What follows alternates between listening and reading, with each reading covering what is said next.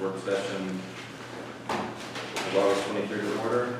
The meeting is being recorded. I think said the meeting will become public record.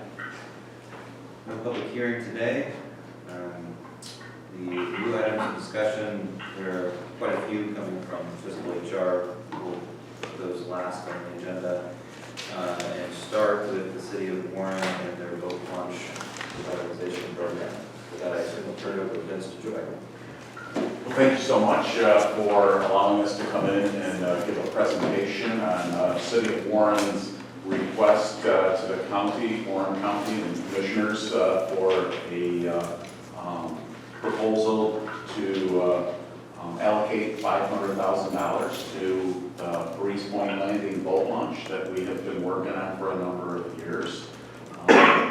Planned on having a complete PowerPoint presentation. Unfortunately, as we were trying to put this together, I have Chad Yursic's presentation on another thumb drive, so it didn't quite work out. But fortunately, Chad did put together some written hard copy of the PowerPoint. So we'll have Chad give his presentation, and then I will give you my presentation, just brief 7 slides that I have. But in front of you, as you've already kind of looked at, is a more of a comprehensive proposal outlining the reasons why we're looking to do this and all our funding sources and some nice pictures of renderings and just to let you know that those renderings aren't engineered in any way or any particular design, and quite frankly the ones that we took were other boat launches, and we kind of photoshopped them by cutting and pasting them into the site down on the end of Liberty Street where the proposed boat launch will be. So with that, I'll turn it over to Chad, and if anyone here in the room needs a copy of the hard copy of Chad's presentation, we have a couple more on the table here. Chad? Thank you, Vince.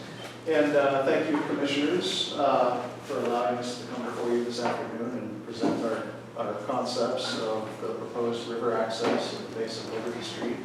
Just want to make sure that you all have a hard copy of the slides. Okay, good. The City of Warren is currently in the process of securing funding for the design, permitting, and construction of this ramp. That's where we're at right now. And the total preliminary project cost for the project is estimated to be $2 million.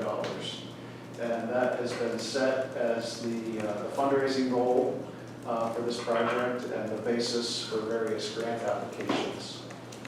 And one of the #1 questions I get asked about this project is, why does it cost $2 million to build a program? And I hope to answer that question for you today. So why is the base of Liberty Street the preferred location of this program? First of all, it's centrally located within the city. This provides access to the greatest number of people. Secondly, it's adjacent to the city's downtown business district. Many times, boaters will purchase bait, supplies, gasoline, food before they go out on the water. And when they return, they may want to grab a bite to eat or something to drink. Being close to the business district increases the chances that these purchases are going to be made locally. Another important consideration is the location of the access being close to the city's fire department and water rescue team. This has the effect of faster response times for any river rescues and boat launches that need to be made by the city's or Glade Township's water rescue teams. Additionally, an access suitable for motorboats in the city will eliminate conflicts that have been occurring at the helipad that's located at Warren General Hospital. Canoers and kayakers have been using that as an access point, as well as small motorboats. And this does cause conflicts if there's an emergency helicopter that needs to land there at the ramp. So this will help eliminate that conflict. And finally, the base of Liberty Street is an ideal location from which to launch boats because it's located on the outside bend of a river.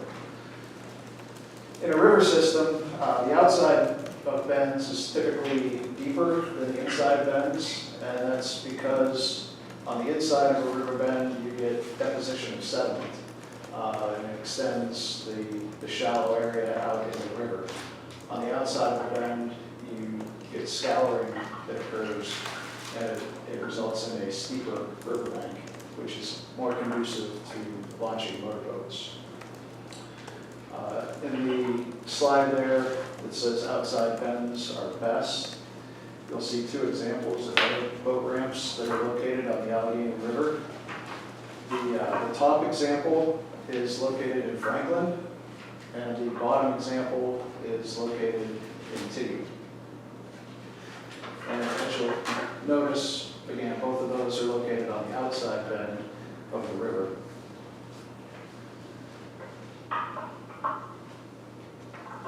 So then getting into the meat and potatoes of what we're proposing with this concept.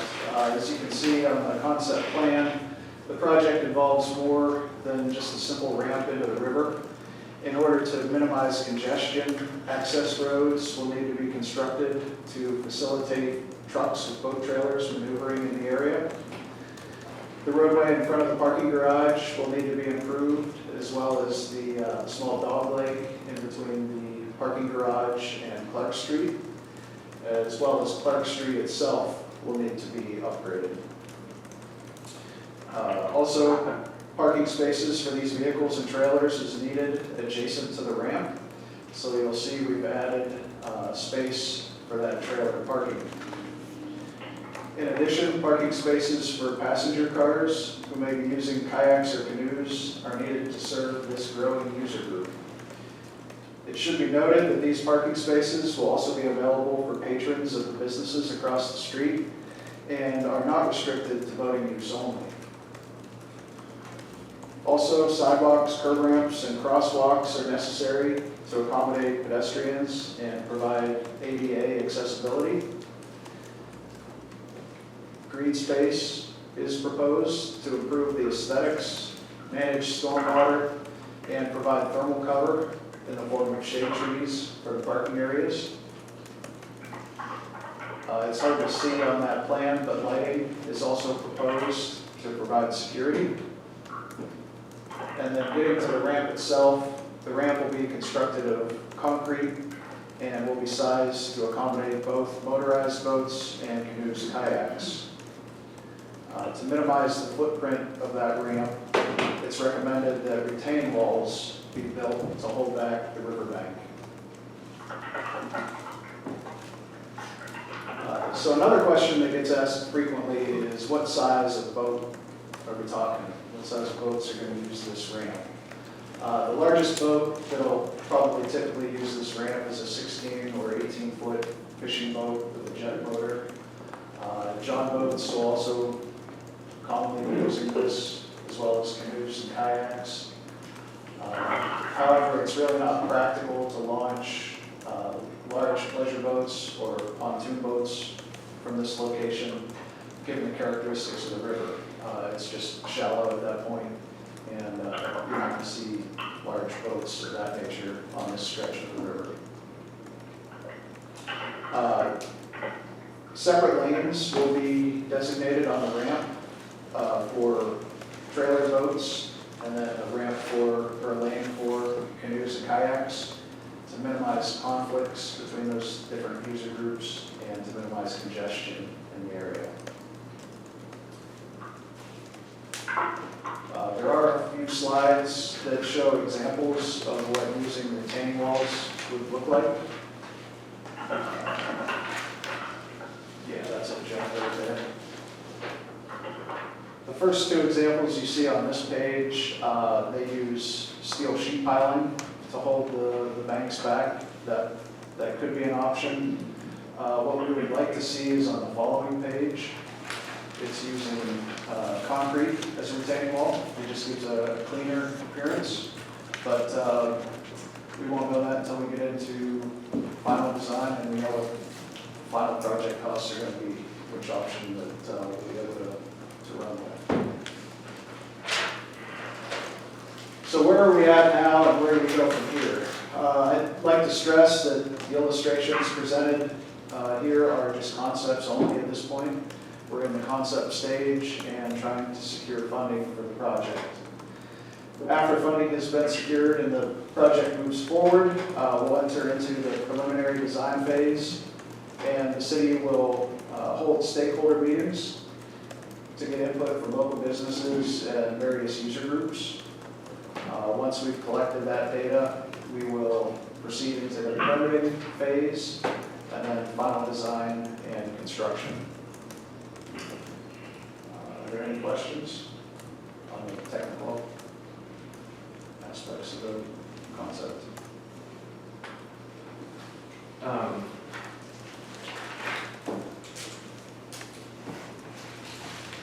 Just I'm looking for more detailed numbers. Draft budget or something. We do have that, and that would be in Mr. DeJoy's presentation. So that Oh, that's next, would is be- that correct? That'll be the second part. Okay, so this is kind of the concept that you're seeing right here is kind of like the nice to have, the best to have, kind of what you're looking at this juncture. Is that a correct statement? Because you want concrete versus, so you're kind of doing more of the top end of things as it relates to the boat ramp, or? I don't know if it's necessarily top end, but because of the funding sources and some of the things, most of those things that are in Chad's proposal Are required. are required for lighting, ADA, and Okay. other types. All right, It seems like a lot of amenities, sure. plus the boat ramp, it's all going to be more if you want to build.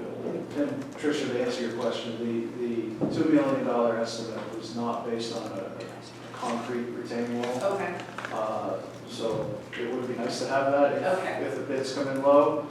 But we did another retaining wall in the city a few years ago using sheet piling, and that's what that estimate was based on, similar prices. Commissioner Kaplan, did you find, if you look on page 2, Mr. Yurs's? I see that. Okay. Thank you. So a couple of questions I had. One was, what input did the businesses that are on the riverfront have in the generation of this building? So we have applied for some grants, and we got letters of support from each of those businesses. We sat down with them and showed them the concept plan. So they have seen the concept plan. They did have some suggestions that, again, we will take into consideration as the project moves forward. But we're really not in the design phase yet, so we're not in a position to tweak the concept at this point. But they have seen the plan, and we have sat down with them and discussed that. And Jeff, it's the city's intent that if this is funded, that we will work with the businesses down there, because they understand the traffic flow much better than the city does, because they're there every day. So it's our intent to fully engage them in the design process. Because one of my general concerns with this is the parking issue down there. And just because if you convert all of these to trailers, I mean, that entire area is completely packed most nights that they're open down there. And I guess my question is it the intention to have the other people park there in the evening if there's, I mean, I guess I'm kind of concerned about that as an issue, and that leads to my other question, which is, does it need to be a motorboat launch? Like, you know, which, I mean, if it wasn't, that would pretty dramatically change the proposal, the design. Sure. And the thing is I'm not even trying to say that I'm an expert or anything. I guess I'm just speaking generally from my perspective when I say that the input of the businesses down there is probably paramount to whether this is successful or not. And I'm wondering if the concept that you're working with, like if maybe you're going to spend a lot of time on this and it it might be a non-starter for them. Well, traffic flow is definitely important down there. We do not want to increase congestion, that's for sure.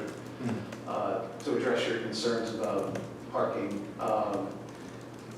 in the evenings, the parking garage is free to park in, and there are plenty of spaces available in the garage. Also, the spaces that we're showing as being both trailer spaces Yeah. are in front of the vacant lots, not directly across from the businesses.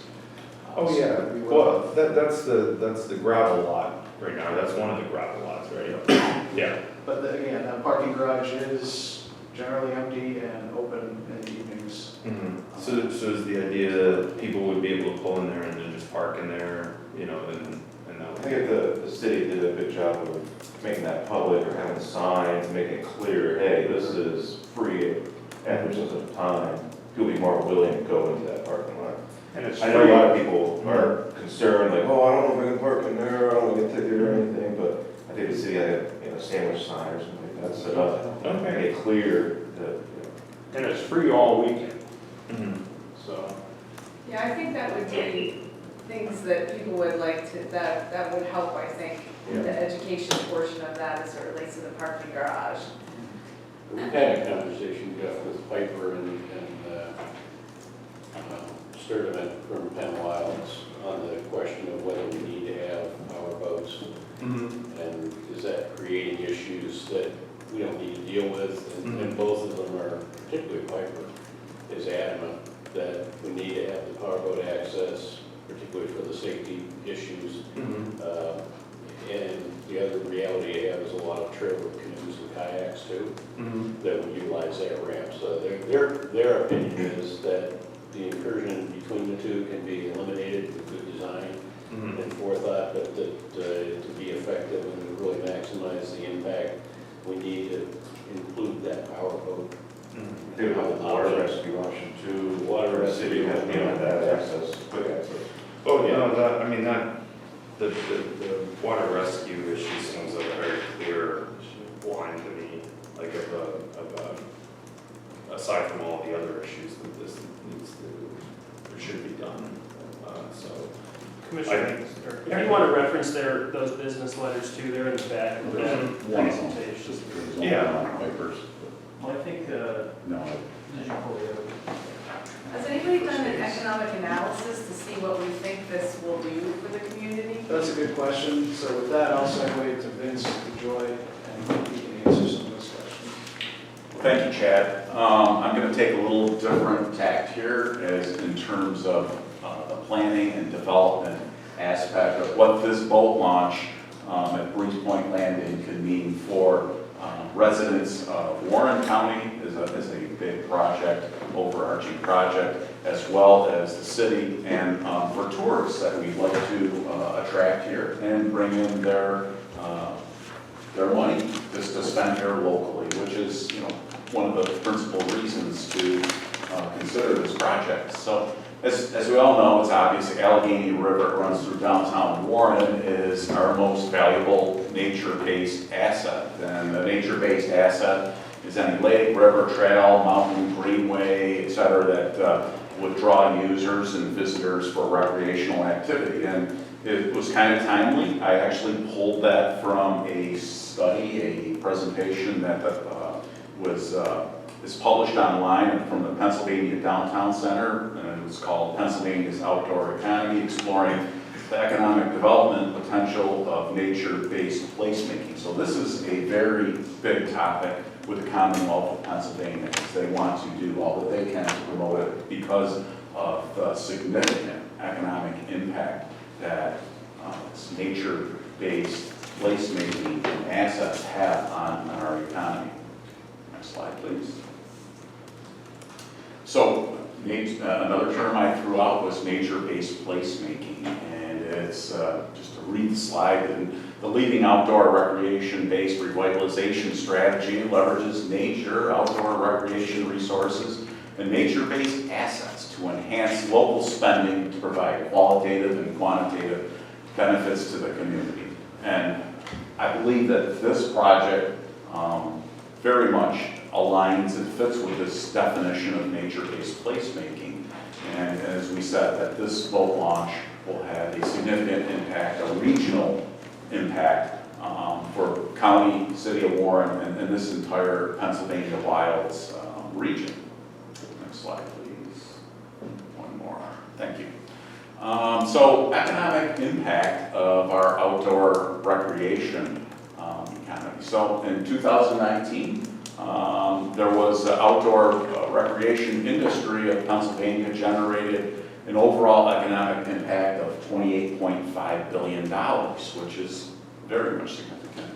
The result is approximately almost $20 million of consumer spending with core and supporting industries, and we'll talk about that. And below is that study that I referenced, just a couple of pages from it, to show you basically how important this nature-based placemaking is to the Pennsylvania economy. And the impact is obvious in the way it's derived, dollars spent on experience or experiential type of material and service-based outdoor recreation industries, as well as the trip-related expenditure that will draw visitors to Pennsylvania's nature-based assets. And, you know, and we can, Chad basically mentioned some of them, whether they're spending money on gas or, you know, convenience-type supplies from Tops Market, Allegheny Outfitters. Are they going to go to Bent Run after? Are they going to go to Christie's after to have something? Are they going to wander into town and have a coffee at the Arbor House? So many different businesses will have an impact that this boat launch has a potential to impact. Next slide, please. So the Pennsylvania Wilds. So this slide, and it's kind of hard to see up above, but we do have some quantitative data that we've been working with Dave Sherman and Warren County Visitors Bureau to help find some of this data. And in Warren County alone in 2019, it was $190.2 million in visitor spending. So that's not impact, that's actual dollars spent that was calculated. And again, that accounts for 1,200 jobs in Warren County.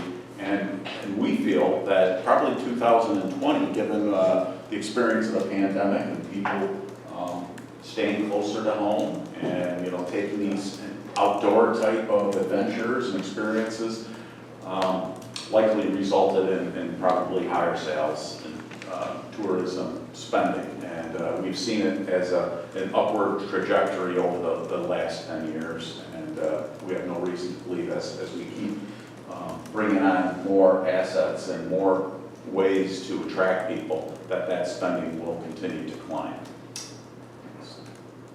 So our sources for the funding. So as Chad said in his opinion of probable cost, that it's approximately $2 million project that he has put together.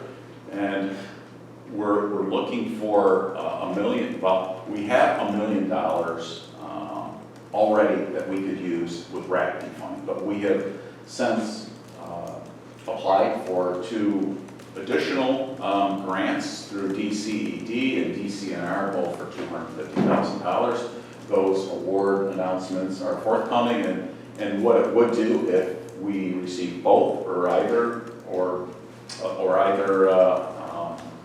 award funding source, they would be taken from the RACP funding to use for other type of capital projects. But we know that we at least have $1 million available in that RACP funding. The other $1 million, the City of Warren, through this council resolution last Monday night, approved $500,000. So the first tranche of American Rescue Plan funds, $473,575.85 that was received by the city, and that was matched by another commitment from the city for $26,424.15 in funds from our general fund. that would bring us to $500,000. And the remaining $5,000 is why we are here today to propose that this be a joint venture, city and the county, to utilize our funds received, COVID-19 funds for the match for the funding that we've already received from the state. And even if we apply for other funding from the Commonwealth, other sources, we can't match state funding with state funding. So $1 million is basically our limit that we can utilize for funding sources from Commonwealth of Pennsylvania. So that would bring us to about the $2 million. Next slide, please. So we're still looking at this to find out and if these funds, if there is, we're waiting for the final rule from Treasury. What we did look at was, during the frequently asked questions, was basically some guidance and would investments, and this comes directly from that, would investments in improving outdoor spaces be eligible funds as a response to public health emergencies or its negative impacts? The opinion is yes. There is one caveat that we're looking into, and we actually have Congressman Thompson's office and Senator Bob Casey's office doing research. They mentioned qualified census tracts, and unfortunately Warren County doesn't have any, or maybe fortunately we don't. But we're looking into that, and we should have the Treasury's interim final rule forthcoming. And like I said, there's research that Department of Treasury is doing on our behalf now. Nancy submitted a request, and we have it coming from our federal elected officials. So we're going to hopefully have a more definitive direction on that. Slide, please. So we were trying to come up with some economic impact that we could calculate for this boat launch, and looking at trying to find some models.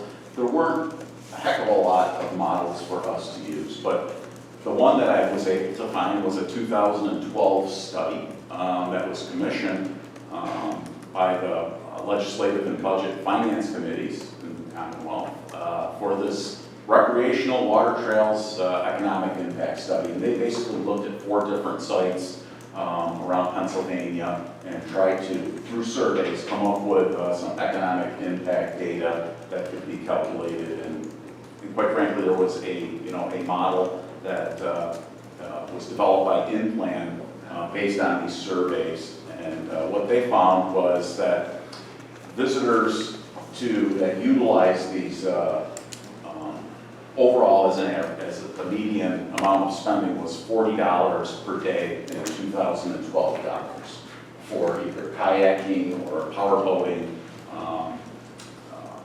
But they also looked at people that just came to use the water trails for photography or other uses. So what we did was put those 2012 dollars and calculated what they would be in 2021 dollars, and it came to $47.20 per day. So that's just an estimate, and we've also used 10,000 visits per year to this, and that's based on numbers that Piper Van Ort has provided us from Allegheny Outfitters. She said 15,000 was her estimate based on her experience, and we just took a more conservative approach and said 10,000 per day. So as a rough number, we came up with $472,000 per year in economic spending, tourism spending.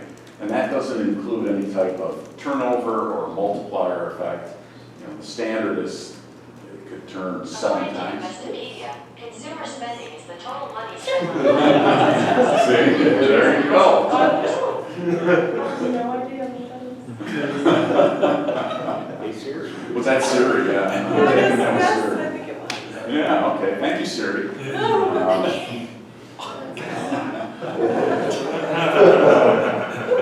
So we're pretty much at the conclusion here, so what's the next slide?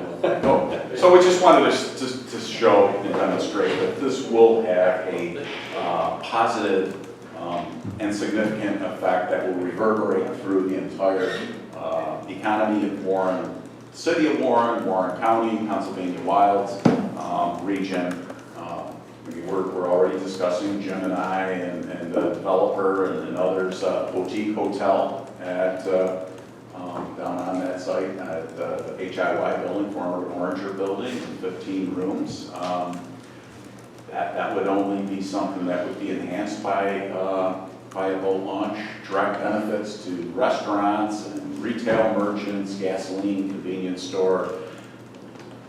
More bed tax money that could help Dave's efforts to market this area and even bring in more dollars and combine it with other type of things that we have here, great nature-based assets such as Jake's Rocks or any of the trails there. This will be additive in nature. It'll also allow for abandonment of what could be described as a problematic helipad boat launch at Crescent Park at the hospital. And will help to spur continued Riverwalk development, a trail behind the HIY Oranger building, and while still maintaining the integrity for river public access, and will actually increase it. And we can further take this and brand Warren County as an authentic and original experience with nature-based placemaking strategy.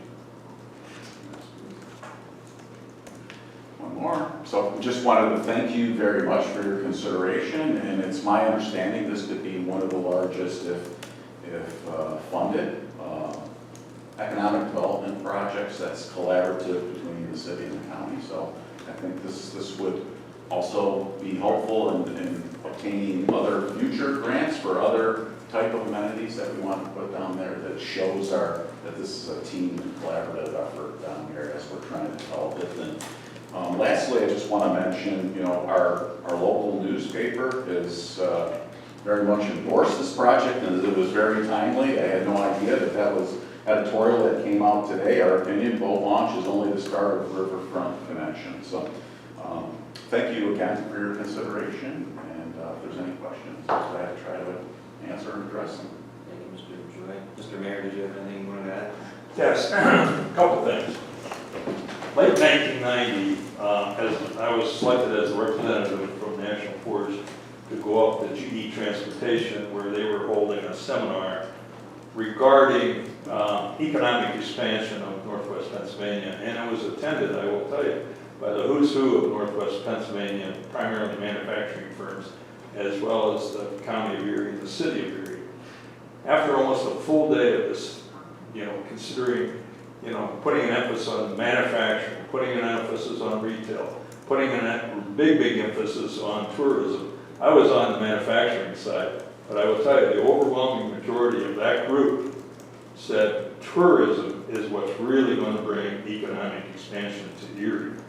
And we've seen what's happened to Erie as a result of putting that emphasis. Hotel, retail, water parks, Waldemere's expanded almost every year recently in that. And more people are going up there and taking advantage of the lake. And I remember going up in the 90s to the Erie Yacht Club and that, and the number of sailing boats that were sitting in there. Now there's several yacht clubs along the lake with a lot of mast stuff, and those boats are expensive by any stretch of the imagination. Secondly, getting back to parking, I have a mantra that says, if you don't have a parking problem, you have a problem. And when you think about that, that is true. And I agree that the parking down here gets a little jammed. We're currently working, or trying to work with a person, you hate to mention his name, but Bob Yoder, who still has a plot of land on the side of those condos now. If we were able to get a hold of that piece of property, very well, we would turn that also into parking. So our focus is, to make it convenient and not as congested as we all think, and we will work towards that end, so I can give you that commitment. This I see, and the other aspect, I don't know if it was mentioned, I'm sorry, it was a little late because I was touring this building, trying to figure out where you were. So I even got into the basement.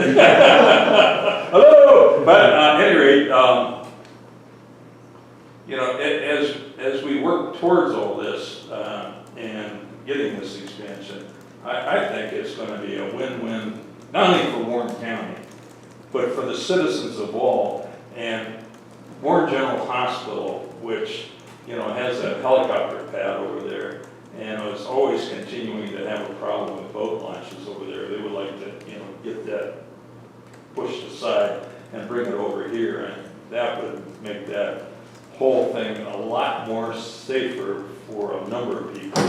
And I know that what was repeated to me is, you know, there were some kayakers and there was a helicopter coming in, and that one of the hospital personnel was trying to wave them back, and they continued to come in, and of course there is such a wave that that thing creates, and both of them went flipped right over. You know, so I see a lot of positives here, and I do know when anybody comes to visit us, they want to get on the river, especially in the summertime, and they end up, you know, at Bedlam, and they end up at Piper's place buying T-shirts and shoes and what have you. So it's good, and I hope you can see your way to doing this, and I hope the Treasury also sees their way of saying this is a good use of funds for this purpose. Have you thought about using some of your dollars that are not grant related?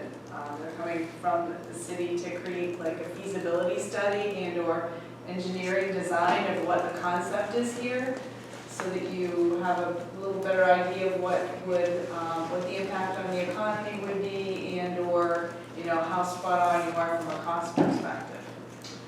Well, we are in the middle of a comprehensive planning process, as the county is too. Right. There is some potential to use some of the funds, but it won't get us very far, quite frankly, in terms of design. You know, we can, as part of the planning process, if, you know, the stakeholder committee, or what, I think that's what we're calling it, believes that this is, you know, some extra study in that area is warranted. You know, I think we do. We don't have a lot of wiggle room, to be honest, given our budget with Mackin. There might be a little bit, but maybe they can come up with better renderings. My skills are limited here with Photoshop, but I think it actually doesn't look too bad. But you're right, but studying more economic impact data could, but a lot of it does come from surveys, is how they generally conduct those. So. I guess from my perspective, in the event that we do receive some clarification from the Treasury that this is a project that's eligible to be used with the funds that we've, the American Rescue Plan funds, I personally believe that whatever we do, we have to have the best and biggest impact on the community per dollar spent. And that's kind of the struggle that you get into, and of course I'm, you know, been looking at broadband, but I think that, you know, we all want to make sure that we're using every dollar that has the largest impact on the community at large. Absolutely. So. Yeah, and I think frankly, this is one of the biggest add-ons and benefits of locating it where it is, and that question has come, you know, why there? Have you looked at every place else, and is there a different spot? And the answer is yes. I think over the last 3 or 4 years, access points on the Conowongo and the Allegheny have been fully vetted. But the beauty of this is we are directing the visitors who are using the river directly into the center of our business district. So previously, Piper's, the 15,000 people she put on the river were getting out at the Eagles Club. So they're getting out of the river, it's a challenging exit, they're parking and they're leaving. Now they're coming out at the confluence of the Conowongo. Again, challenging exit, drag your canoe 60 yards through the mud, you get out. It's like we've got a beautiful river with two buts. But the access point at the tailwaters, the Corps of Engineers is addressing that, but for where we had to get out.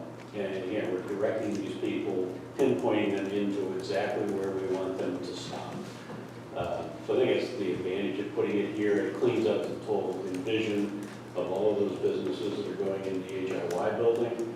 It improves their visibility as well, so I think it really enhances, carries on the river walk. So I think this is, in fact, the ideal position and place where it should go. Certainly work that has to be done on the layout and making sure that we're not creating conflicts between the user groups. But I think it could do nothing but good for that whole image of our connection to the river. So we may or may not get more traffic as it relates to boats, but the traffic will be parked in an area in the downtown which can further utilize the restaurants and businesses and those types of things, because they're, you know. Right. We're exponentially increasing the takeaway in terms of the pleasure factor. This is, you know, we had a beautiful day. It was easy to get into the river. We were well taken care of by the livery folks. And we had this beautiful exit. We were able to come out, walk right into the brewery or whatever. And I think we're increasing that experience exponentially with the project. I think it gets to be a lot safer with that dock out there. First is, it'll be very visible as you're coming down the river, so you can get into the dock and an easy exit, I should say, out of your canoes, kayaks, what have you, even tubes. And then access to get into the river there by putting your canoe down there and then just stepping into it rather than wading into the river and then hopping into your craft. So, the thing is it going to attract more? I think the river is just attracting more and more each year. And what I see now is people starting to get to tubing more. And so, you know, we need, I think, a very safe exit and entrance into the river, and that really provides it. The only place, as far as I'm concerned, on the Allegheny River, that would allow you to do. So. Did you guys have any level of involvement with PA Wilds when you're crafting this plan or talking to them? Yeah, they're intimately aware of what we're trying to do there from both, basically from the end of the Riverwalk now, clear around the confluence of the Conowingo back to the Tops Plaza. That whole stretch of river needs to be redeveloped and improved so that that walkway continues. We're looking collectively with the city doing a bike park, Stills Park pump track at the end behind the dock, which would be the other bookend of this overall project.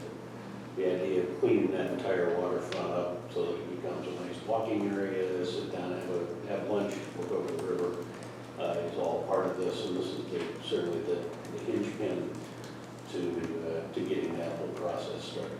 And as we develop more amenities, especially boat launch on one side, skills, pump track, the ultimate goal is to extend the stay so that they don't come here for just the afternoon or the day and get in their vehicle and go back to wherever they were or to some other location. So as we try to develop more options for lodging, whether it's Airbnbs, boutique hotels, and hopefully we could see a reinvestment in some properties on Ludlow and to bring those up to a better, higher level of rooms. Increased lodging is an ultimate goal here. To keep them here a little longer, having more meals, buying more stuff here more, and visiting, doing historic walks, and hopefully get them back here. Like maybe we didn't see enough here in our 2 days, and come back and experience more of Warren County and the city of Warren. Vince, I'd like to, I'm sorry. That's okay. One of the things Piper said to me years ago, and that she was talking about all these people that come in from Pittsburgh, Cleveland, Buffalo, and she said, the sad part of it is they don't stay. There's nothing to anchor in here. And I think now we're starting to get some anchor points. And even if they just stay, you know, for lunch, dinner, and then, you know, move on, or stay overnight and then move on, those are the things we're trying to, you know, accomplish.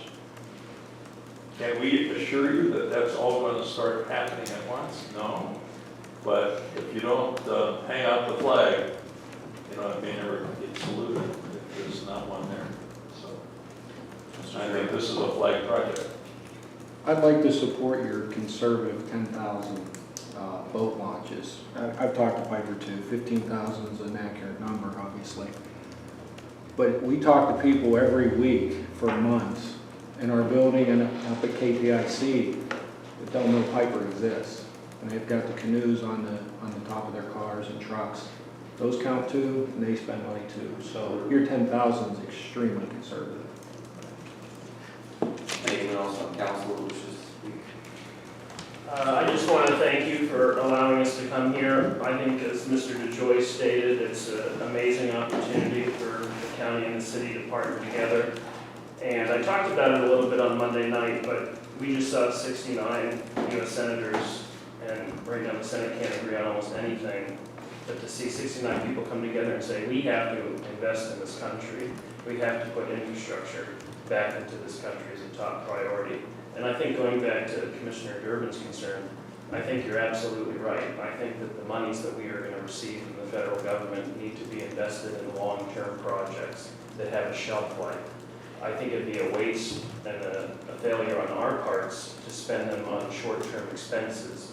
I think broadband's a perfect example. I think broadband's necessary to the survival of Warren County economically. I think that's a great project.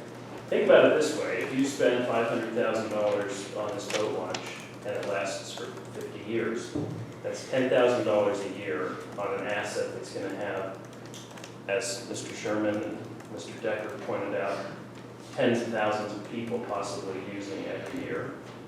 And, you know, if 10,000 people use it and it costs me $10,000 a year if I get 50 years out of it, that's $1 a person to use. I mean, Look at that math. it's I'm not even that. So You put in a user fee. but I just think we have an incredible opportunity before us, and I hope you'll join us in this chance. I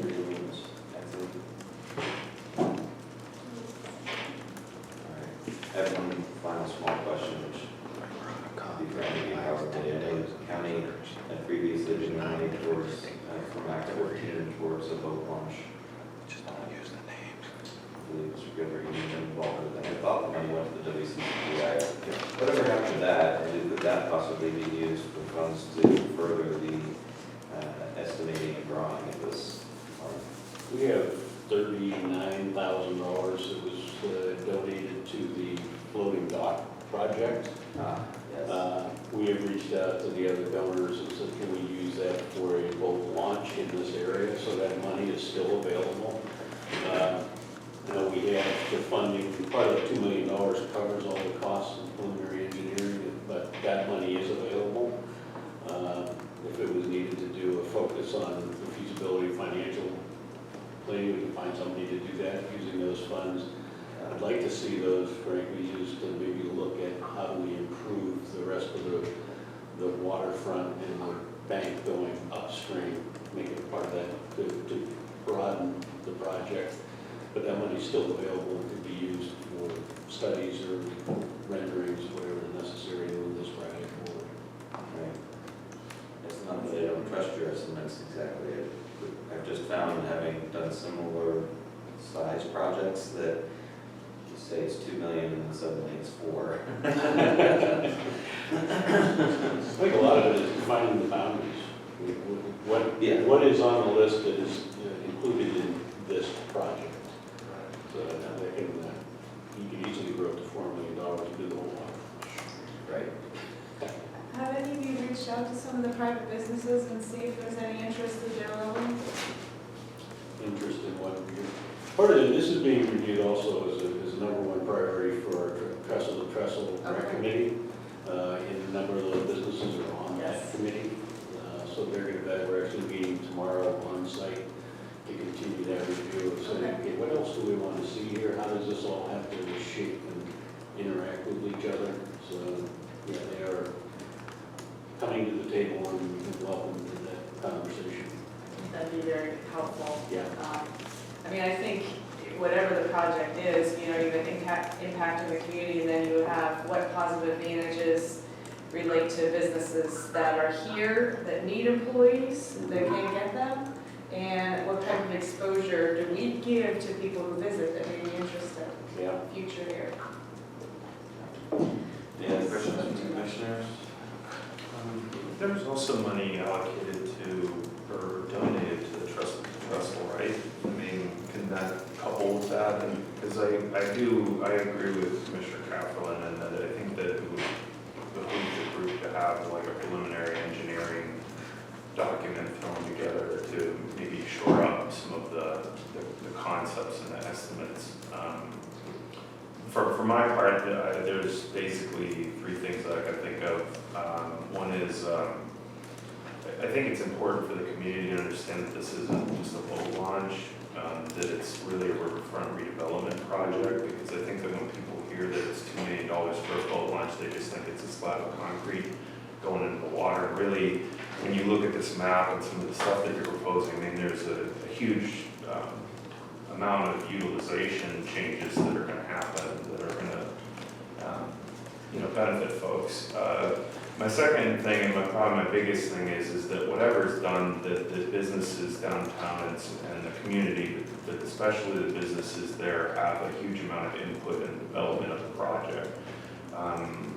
What would really be a problem is if this moved forward, there was little or no input, and then what was built actually hindered the business development down there. I'm not saying that's what you're going to do. I'm just saying that from my perspective, looking at this in depth, that would be my biggest concern, just across the board, is that they're at the table from the start to the finish. My third thing is with the dock that's out there, the mayor made a statement about inner tubes, and my assumption is, or one of my assumptions would be that if this is built, that he get in a tube on the river. My interest in promoting this project would increase exponentially if that were guaranteed. I would tell you that I was out in Montana, having dinner on a deck, looking out, and on that river that was flowing by in Missoula, there was tube after tube after tube going by, and then there was also a tube that was being dragged that had the beverages attached to it. And everybody had a pretty big smile. They just drifted by. And so I think there's going to be a lot more tubing that's going to hit that river. I thought you were saying that you would volunteer. We'll get him. I mean, that's what I heard. I heard. We'll get it in the tube, don't worry. You fund this, I'll give a 2 pieces. There you go. So, and I would just say just generally that from my perspective, this is a very worthy project, and I generally support it with the other than the concerns that I stated. I think it's a very, it's the best thing that I've heard down there, aside from the development of the Lord you're building. So, just want to put that out there. All right, well, if there's nothing more to do with the boat launch, I'd like to thank the city and our guests for coming today and giving us the presentation. We have not, besides very minor expenditures, made any decisions, concrete decisions on where the ARP funds will be used. Particularly as we're looking through the broadband discussion. I don't have a date, I suppose, from our end when we could make a final decision, but my question for you all would be, is there a drop dead date that you need to know? That would probably be a Mrs. Freeman question. Yeah, well, I would say, the funds that we're looking at using, the RCAP funds, are 2019 funds. So I, of course, can ask for an extension, but at some point, the Office of Budget is going to say no. So, I would say the sooner the better, but of course, we have to wait for the Treasury to release its final guidelines. So, that also gives us some time. Very good. Well, then let us know when the treasurer gets back to you, because obviously that'll have a significant impact on our decision. Okay. All right, thank you. Thank you. Thank you so much. Thank See you, you. thank Have a you good very one. much. Hey, so Jeff, are you gonna ask, Dave Lyons to start doing those tours at night when we start getting some tourist traffic? Yes, I would, that's a very good idea. That would be so cool. So, anyway. There you go. Have a good day. Take care. Thank you very much. Thank you. Thank you. Good seeing you. Yes, sir. Later. Hey. Everything else on the agenda too, but HRIS Software, volunteer insurance, natural gas contract, labor attorney, ARPA Expenditures. Looks like all you.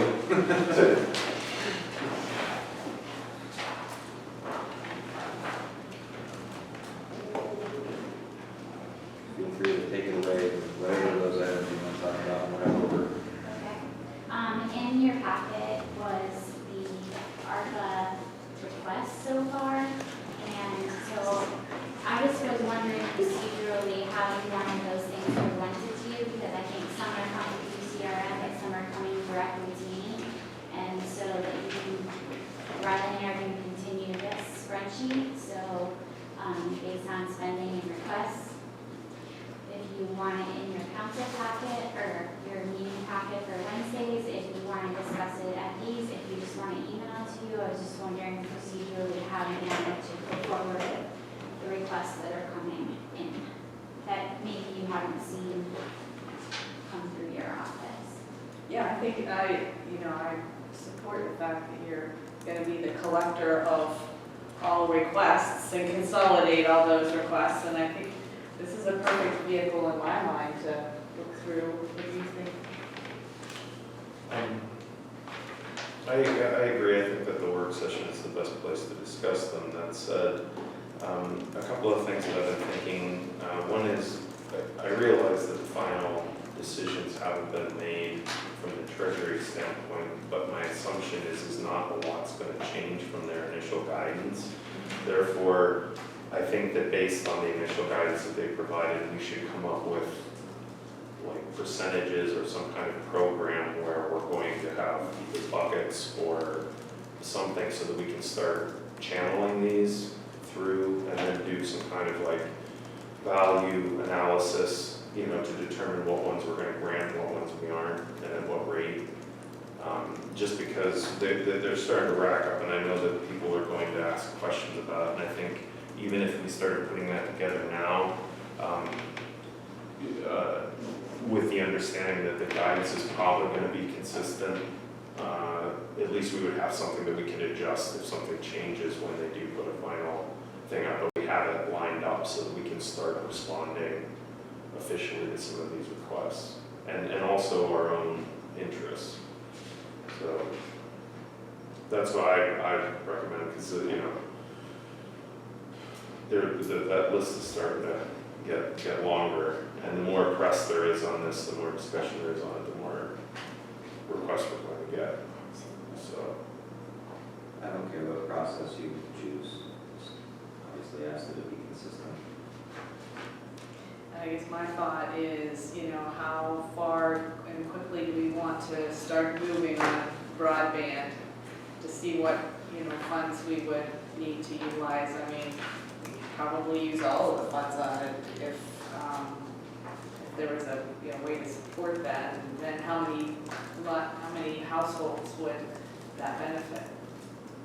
but I think my major concern is generally the couple of concerns I have. One is that with the infrastructure bill that's going to be passed, there's a pretty good chance that a good chunk of that's going to end up being utilized for broadband. And our 7 million by itself certainly just scratches the surface. So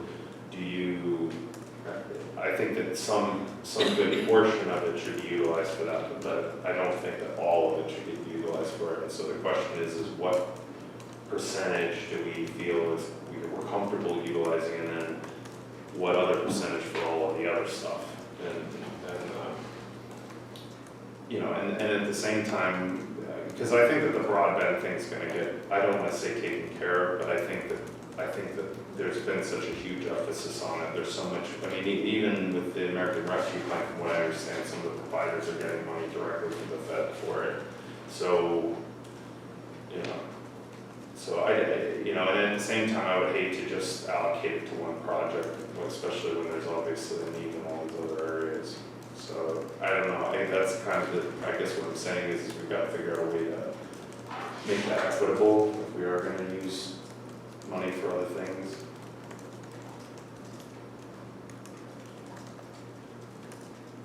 Right, working on that.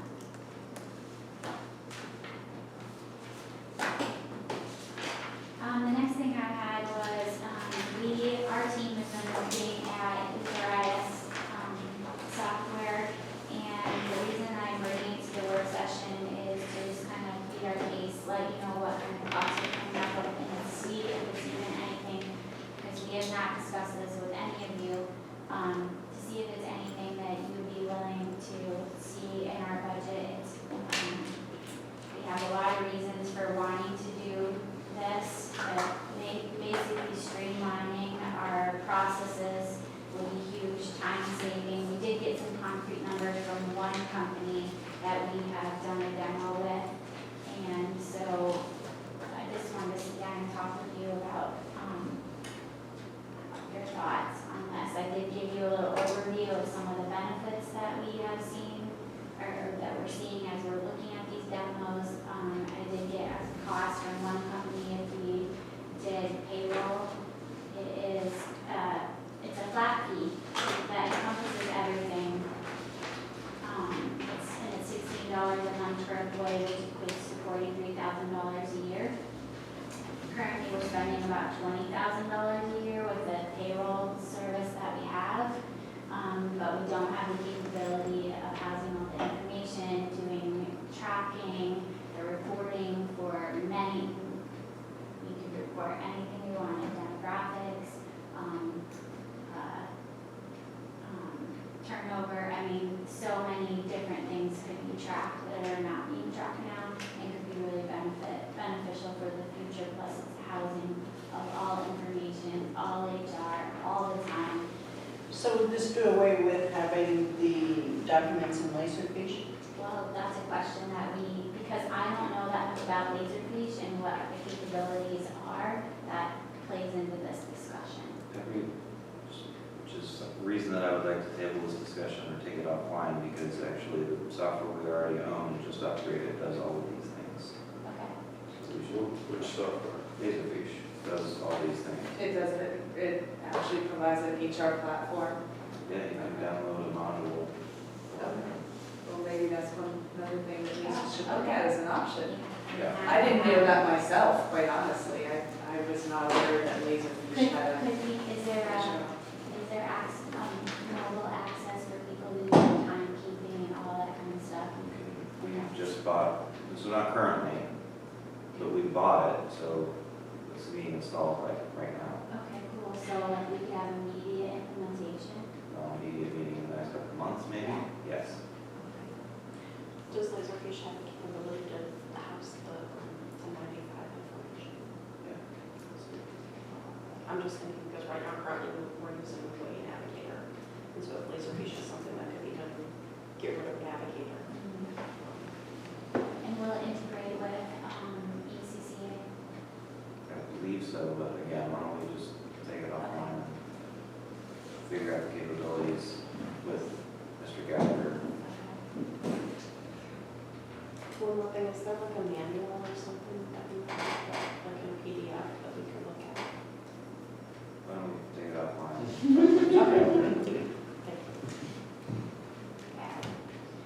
I wanted to talk to you about insurance. This is for my own information. Currently, we have a volunteer policy that we have purchased in the past. It's up for renewal, and I was trying to figure out exactly why we have it and what it pays for. Do any of you have any familiarity with it? Or know what we would have volunteers for? So yeah,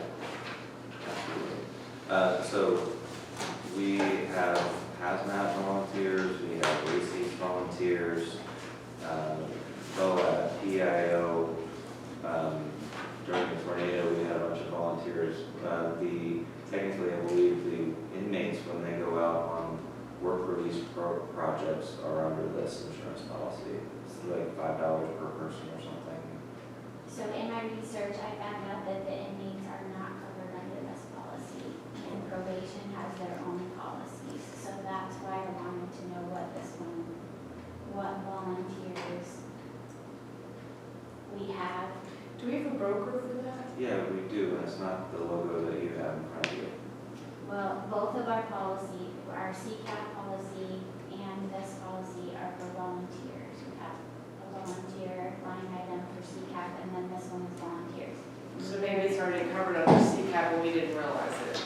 Yeah, the CCAP one was the new one that we added a few years ago to cover that. I don't know what this one is.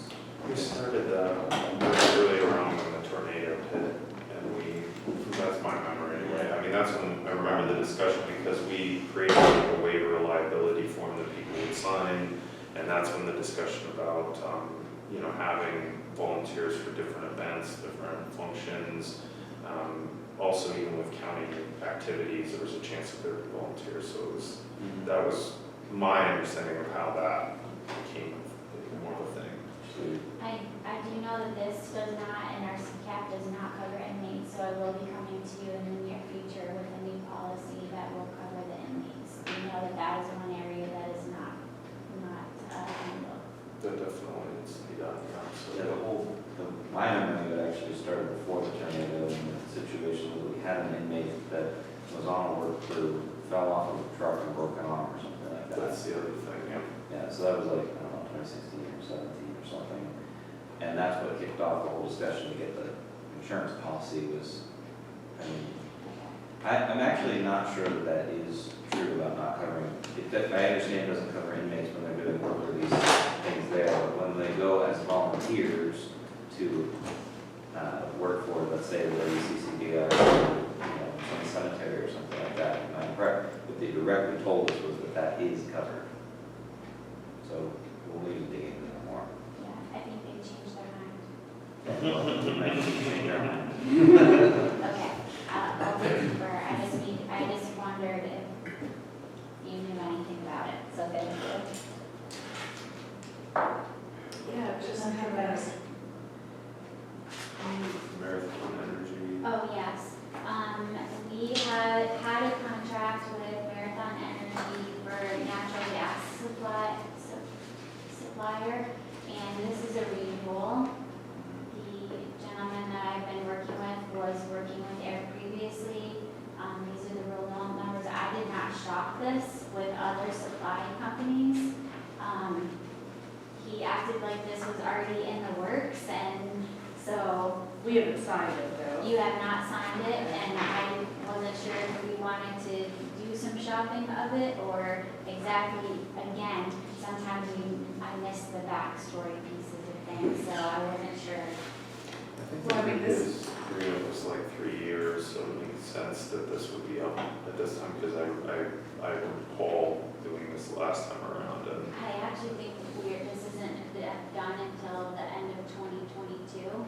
Yes, that's correct, Right. because the So term I think is they're 24 trying to months. lock us in. Correct. yeah. And Well, what's the term of the agreement though? 24 months beginning January 1, 2023. Right, we like to. Well, no, I mean, what's the current agreement? I don't know. When did it start? It started like January 1st of 19. ABM was the one that negotiated it. Maybe you're confusing the electric one with the gas one. No, actually, maybe I am too. This was dated July 24, 2019. Yeah, that went in effect somewhere around. Right, and I'm guessing that this one is entered into as of August 20th, 2021. So if it's a 24-month agreement, then So if I could just cut it off here, and I would suggest that we have a subject matter expert in the house when it pertains to all things natural gas. So why don't you have an offline meeting with her?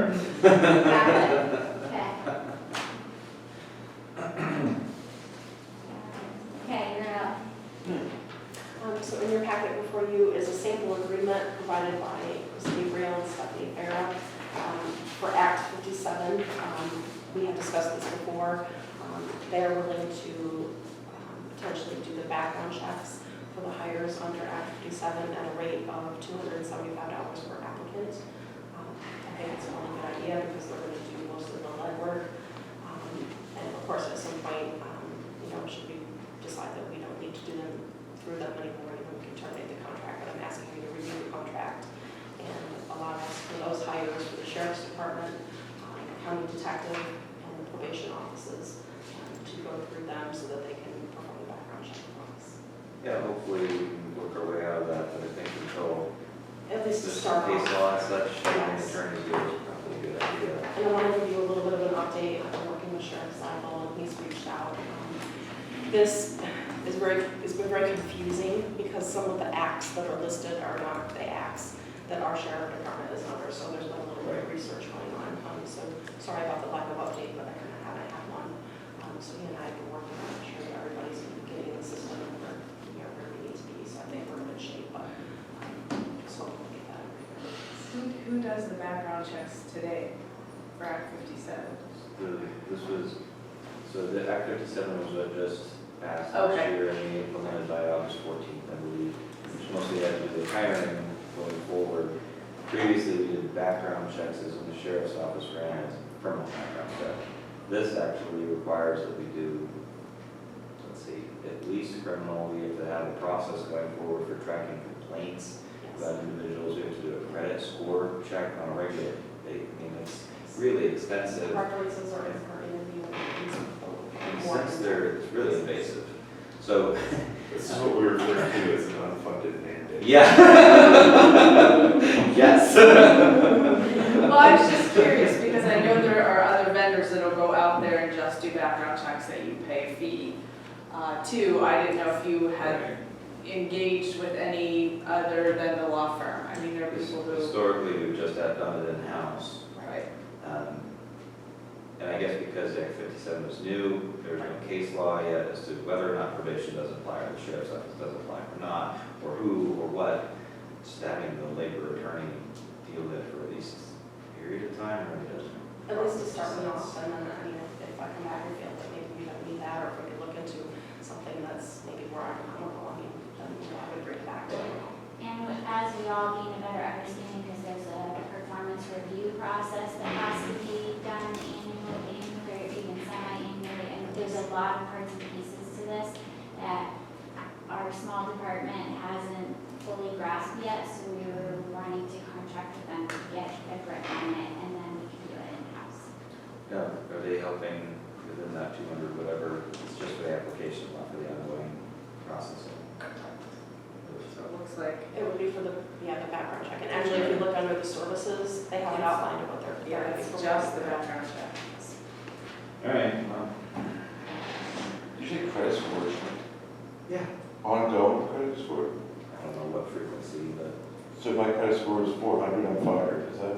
If I get, like, Well, what's? to be fair, it's like law enforcement They do it for officers. law enforcement. Yeah. So when credit goes down Phil, just, you know, you're the first one we're putting through. Oh. So you It's so better. weird. It's unusual, like, I don't know. Like, it's like going through a divorce or something, and they got to, like, Yeah, so sell ironically, property and the credit score. the law does not say whether or not you can or cannot accept somebody who's got, you know, a 300 something credit score. But it does require you to know. That's crazy. And then you just make your decision off of that. Borderline discrimination? That's crazy. Yeah. Well, I mean, if you're in a position where you have the ability to spend funds, you know, like a treasurer position, I mean, that would directly play into the risk associated with someone with a low credit score. But, you know, in the event that it's not a position that Yeah. would require funds or, you know, those types of things, it's, I And don't think it's. ultimately, like right now, if somebody say worked for our sheriff's department and did something bad, and then they went down the road to wherever and applied, I mean, right now, there would be no information given. With this, you know, they're gonna be able to look and they're gonna be able to disclose, you know, what that person did. So it's basically trying to eliminate the bad eggs, I guess. And all that information by law is now going to have to be passed on to the next employer, potential employer. So that is one positive of it. Mm-hmm. Positive second chances for you. Pretty much. And then going through this whole thing, so the system is called a task system, and when you go in there, like Sheriff Zeidel can get into it, and so can the county detective. So like I couldn't access it, so he's gonna be working to upload everybody's information into it, and he's been in contact with the appropriate personnel, so we're on our way. It's just been kind of a lengthy So process. do we have an agreement? Does this go on Wednesday's agenda? There's a draft here. so- There's a draft, so I don't have specifically with Warren County, I just wanted to know if the commissioners would be willing to look at this. I mean, if you want me to get one that specifically says Warren County, I can do so. Well, I was just curious to know what that would mean from an annual funding perspective. Like, does this require all of our current employees to have? No, this is anybody. So it's just going forward, so It's just long. so we could look at turnover and see about what we'll spend. Yes, so the only event is gonna be a sheriff, the county detective, and potentially the adult probation and juvenile probation, so. Which is a big difference. And this doesn't take effect until October, right? No, it No, doesn't this affect is- August 14th. Oh, it's in August, okay. Well, I mean, okay. Well, I mean, at least it's just the remainder of the year then. So I think August the budget 13th was the ordinance. cutoff, Oh, that was the policy that we had to approve by then. yes, The which, implementation, I think you may be right. yes. It's in October. That's right. Yeah, I don't have that date, I was just going off of August 13th in my head, so that's what we had to get into the system. But we were fine because the sheriff already had access and I got in, I just can't see what he sees, so we're okay with that. So we have until October 1st to implement. So would it be worth it Don't to? put the date. Yeah, I Well, don't, wouldn't I don't mind. I think with that in mind, it'd be good to have, to get this agreement in place as soon as possible so that they can start working with them on it. Just because October will be here before you know it. And I just want you also to keep in mind that a potential offer could be extended to an adult probation person, so I would like to at least make sure that we have this in place. But you don't have to do it until they're after October 1st, when their first employment is, am I correct in that? Or whatever that date is. I think you're supposed to start. I think you have to start after the Okay. August date, so Okay. yes. Got it. That's fine. All right, so yes, please get a document to Pam so that she can put it on the agenda for this convenience. I think that's it, right? All right, policies and procedures, there's a slew of them that are ready for this Wednesday's meeting.